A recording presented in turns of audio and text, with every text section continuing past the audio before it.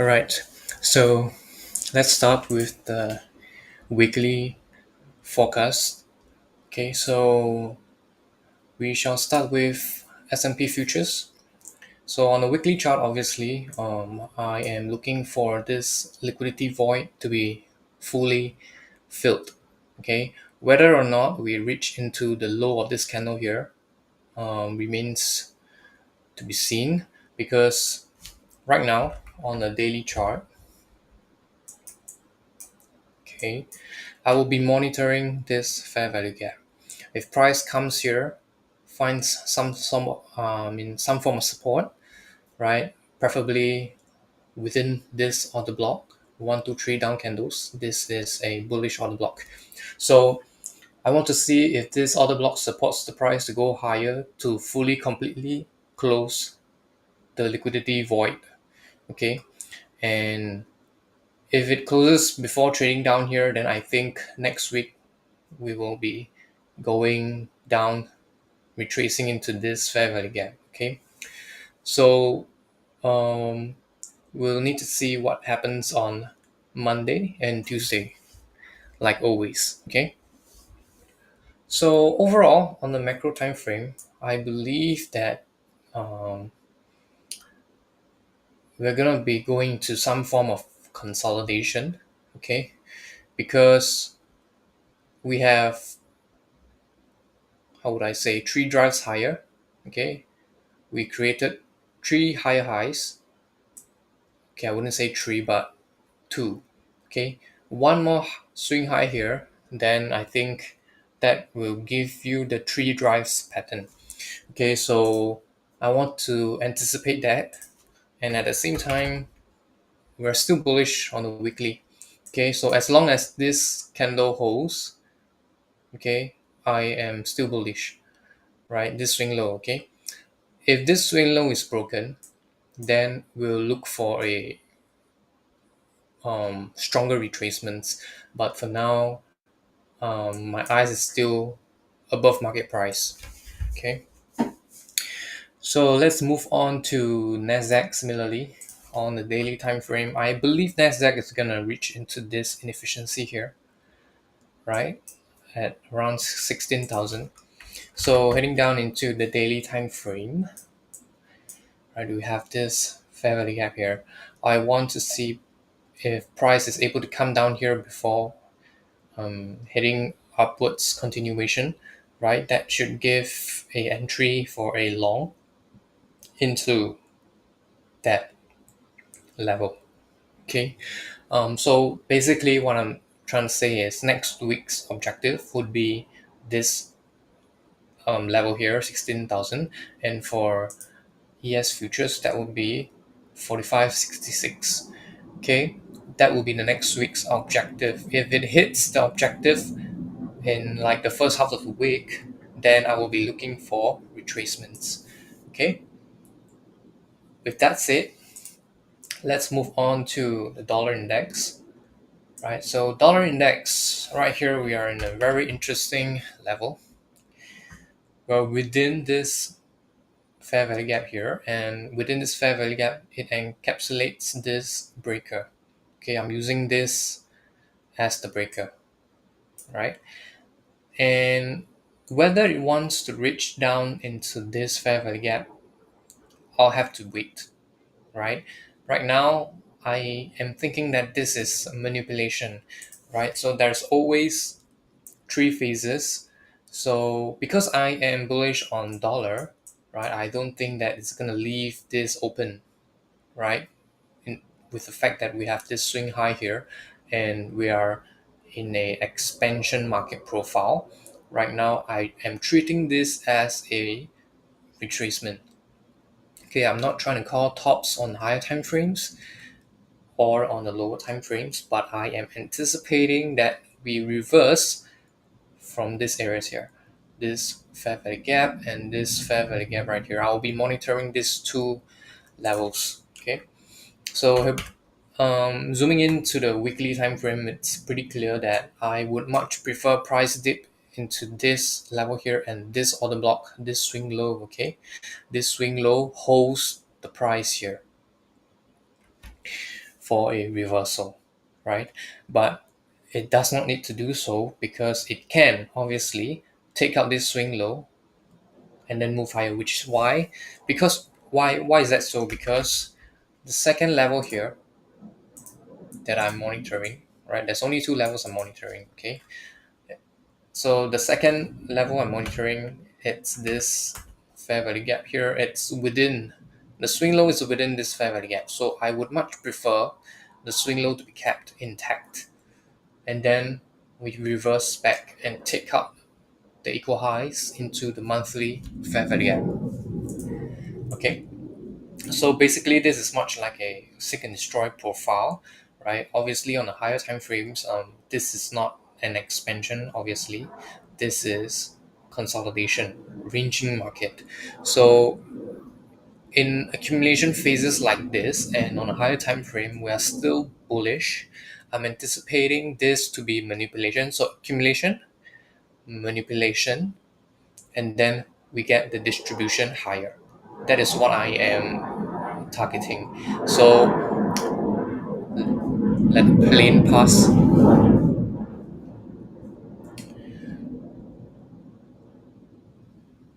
Okay, so I'm expecting reversal on the higher time frames. I'm expecting dollar reversal. Okay, just let me redraw this. I'm expecting this, anticipating this move, whether it's from this level here or this level here, but much preferably this level here. Okay. Okay. Let's move on to gold. Okay. So let's say you are bullish on dollar, you're expecting prices that is denominated in USD. Oh, I mean not prices, but any assets that is denominated in USD, you expect it to perform inversely. So, right, let's move on to gold. Right, many weeks before, I think 2 3 weeks before, I've been saying that gold is gonna somewhat pump from this level. Okay, let me just use another template right here. Right, so for the last 2 weeks, I've been calling gold to move higher. Okay, bullish on gold.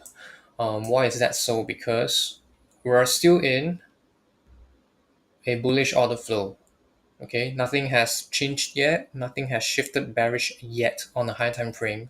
So I am leaning towards bullishness, and having the dollar crashing down into 100 and below, I am anticipating gold to at least give a movement higher into this level here. I would like to see this attacked once more, right?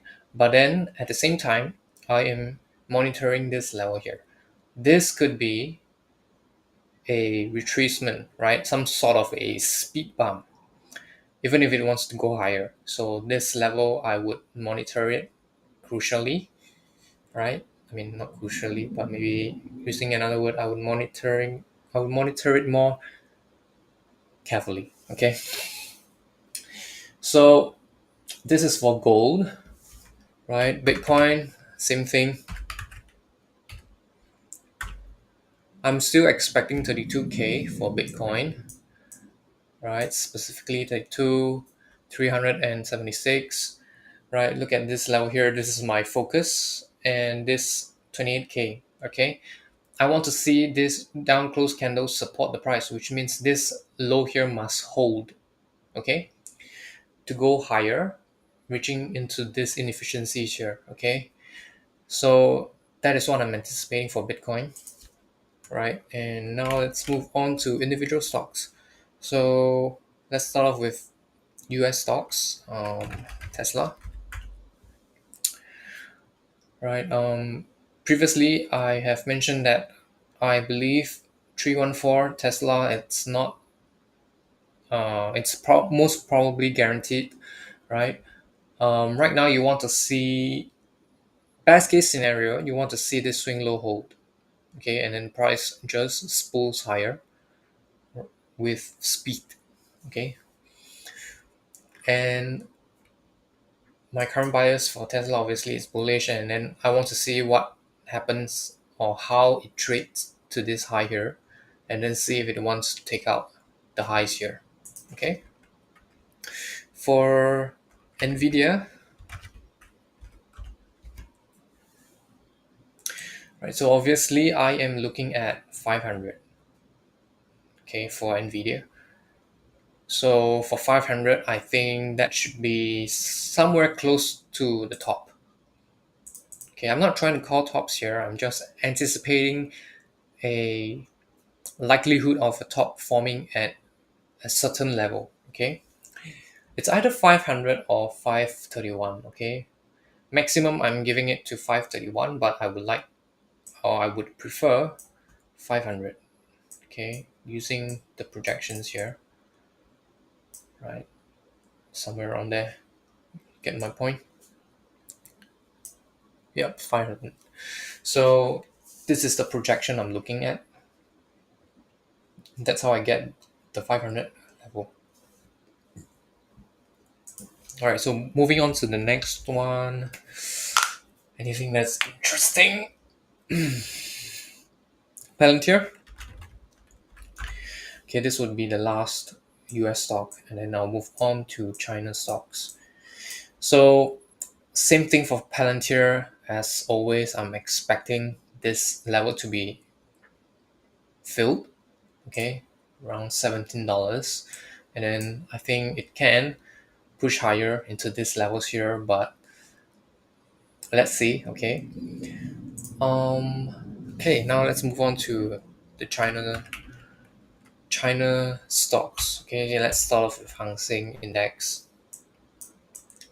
Right, so obviously I was watching for this balanced price range to cap the price. Okay, so right now price has closed above this balanced price range again. So obviously, we are in a consolidation, right? Because price is not respecting either the bullish or the bearish P arrays. Okay, so with that said, I'm anticipating seek and destroy profile for Chinese stocks. Okay, what is seek and destroy? Seek and destroy is basically trading within the range, taking out internal liquidity, right? So um, it's like a expanding triangle, if you would like to use that pattern way of analyzing it. So let me show you an example. So for seek and destroy, usually it's like this. You have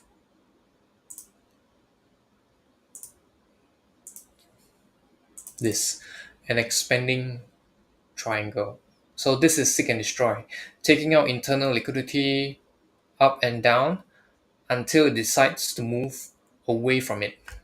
So that is what I'm anticipating for the Chinese stocks. Okay, because due to HSI having this type of price action.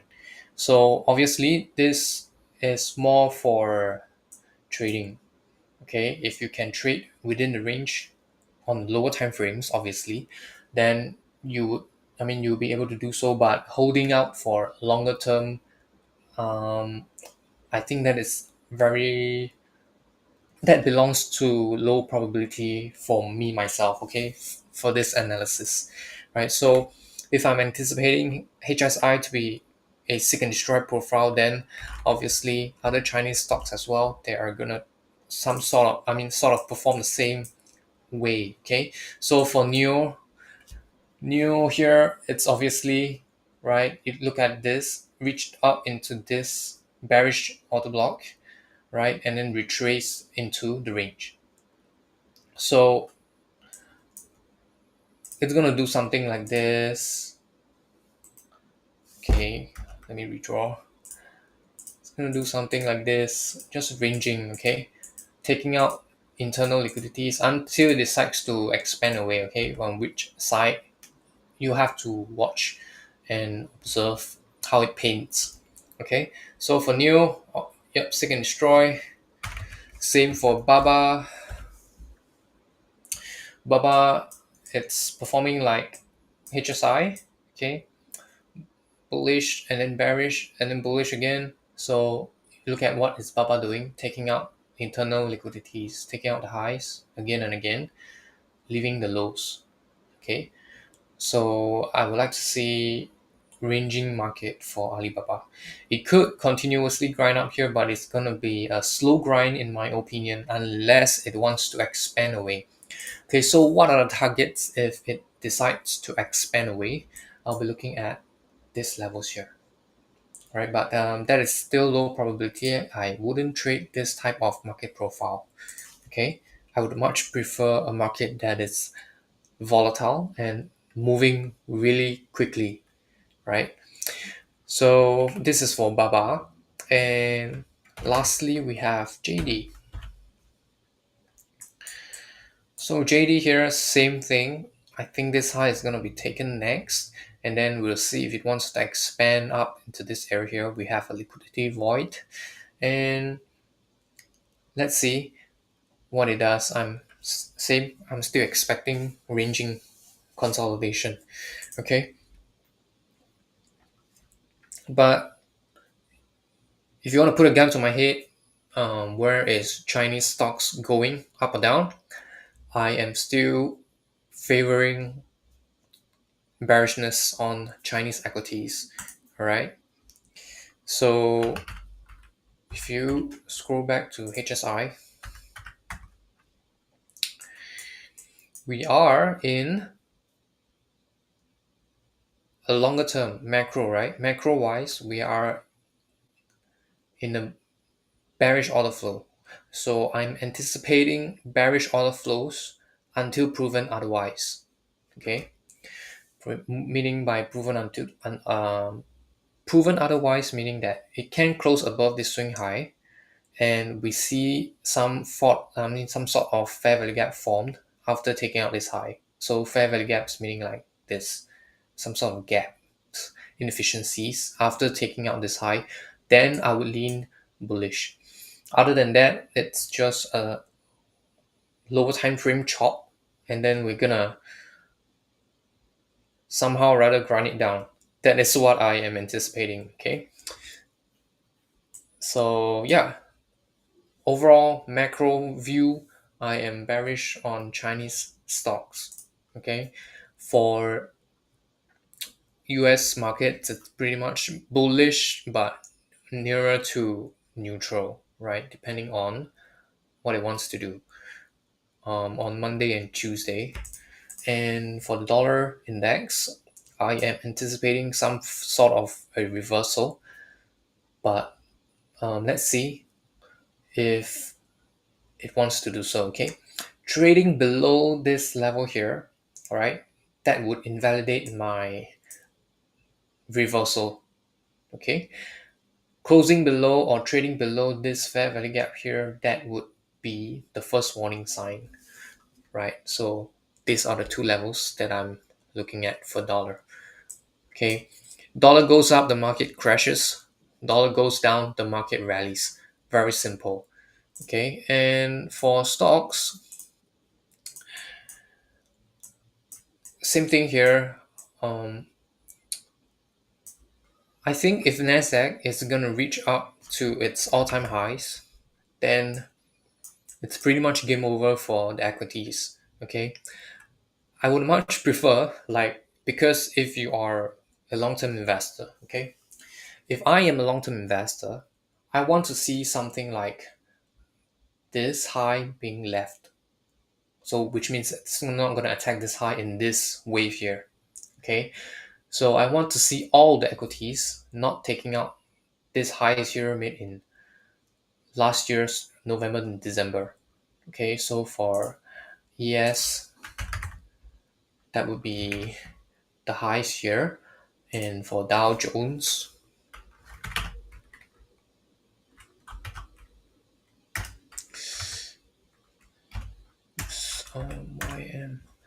For Dow Jones, that would be the highs here. Okay, as long as all indices leave this high,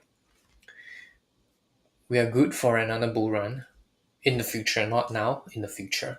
Okay, but if one of the indices takes out this high and one of them fails, right? Which means, okay, put it this way: if you see Nasdaq takes out the high, you want to see Dow Jones and ES take out the high as well. If one fails to do so, then it's game over. Okay, very simple here. Okay, game over meaning that um, because okay, put it. I'll put you in this perspective, right? You're a hedge fund, you're shorting the market, and then all the way down here you're being bearish, and then you're shorting, accumulating shorts, and where's the stop loss? Stop loss is above here, right? So there's lots of liquidity up here. Okay, so if you're hedge funds, all your stop losses will be above here, and if you're smart money, you want to take money away from the hedge funds. Obviously, you have to pair your orders with the hedge funds here, right? When the price reaches above this highs here, you're gonna okay, in the smart money's perspective, you're gonna accumulate your shorts here. Why? Because the hedge funds are gonna sell their shorts to you. They're gonna buy it from you. I mean, buying from you because you're selling short. So that's how you pair orders, and then you're gonna run the markets down so that you can pay your orders back to exit your position. Okay, so that's how it works. And if it runs up to this highs here, then we're gonna have a big movement down. Okay, it's gonna be a really fast expansion down. Because if you look at this expansion down, this expansion up here, the speed, it's gonna match it. Okay, so yeah, I do hope that we don't take out this high and then we go for another run, maybe somewhere around um end of the year or heading into the early part of first quarter of 2024. That would be the best case scenario, right? Because seasonal tendencies wise, the market is going to be quite choppy during the summertime, which is Q3, and then Q3 somewhere around end of Q3 we're going to find a bottom, and then market's going to rally all the way Q4 into Q1 of next year. So I would love to see retracements here. Okay, down to this level here. This is the breaker, and then we run for the highs. Okay, if a retracement down to here and then we run for the highs,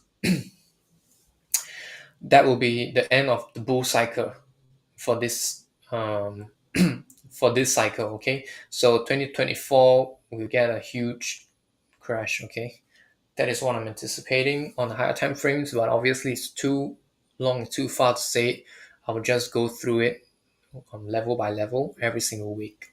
Okay, and with this I will end the live stream, right? And I hope you find some insights, and if you learn anything, do give me do tap on the like button, or if you have anything that you want to know, or you have any questions, you can leave it in the comment section, or even better, you can join the live stream next time, and then you ask it live, because when you ask it live I can use the chart to explain it to you better. Okay, so what I'm offering here and what I am doing here, it's basically just navigating the markets with you so that you don't or you do not get lost, right? Because you're gonna find my analysis very accurate. Okay, I am not trying to be arrogant or what, but I am confident in my delivery, as I have shown for the past few weeks and for the calls that I've made. Right, if you are doubting it, you can just go through the past videos of weekly forecasts, and you will have a general idea on my position. Okay, so doing this, I'm gonna try to save a lot of capital, okay, for the people that are watching, and of course for the ones that are, I mean, my friends or my family members that are watching this or what I am sharing.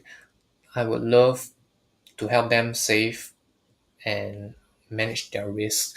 Okay, so that's how I am doing it right now. And if you just happen to, you know, pass through, and I think you can just evaluate yourself to see if there's any value in it.